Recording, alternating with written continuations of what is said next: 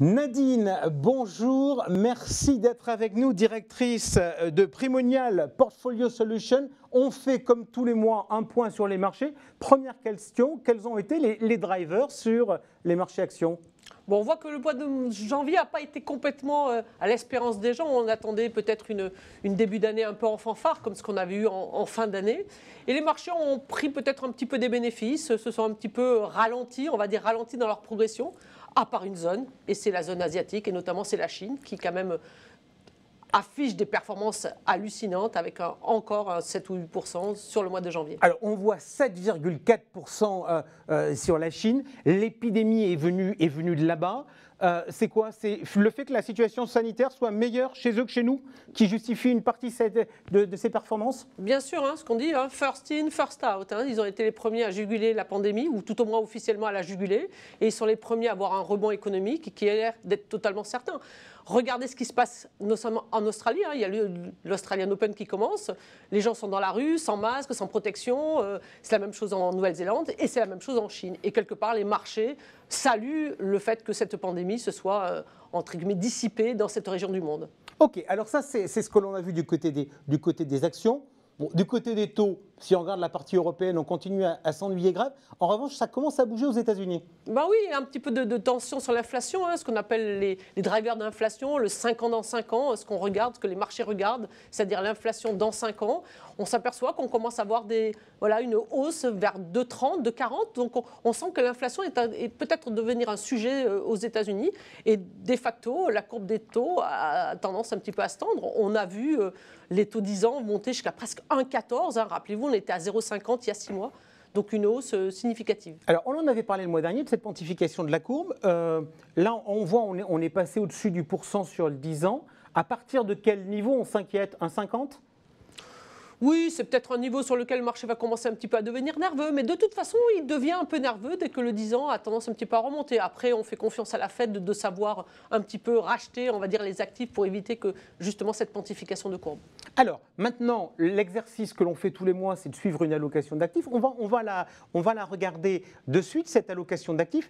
Et je voudrais qu'on s'intéresse à la poche des 50% du fonds euro. La logique de cette allocation d'actifs, c'est que les conseillers peuvent les répliquer sur différents types de contrats, y compris les contrats de Primonial. Donc, sur le contrat de Primonial, la règle que l'on avait jusqu'à présent, c'était de dire le fonds euro est investi dans le fonds euro Target. Target qui a fait zéro l'an dernier, il est investi, exposé partiellement sur la bourse. On continue à faire du 100% de Target ou on a d'autres idées?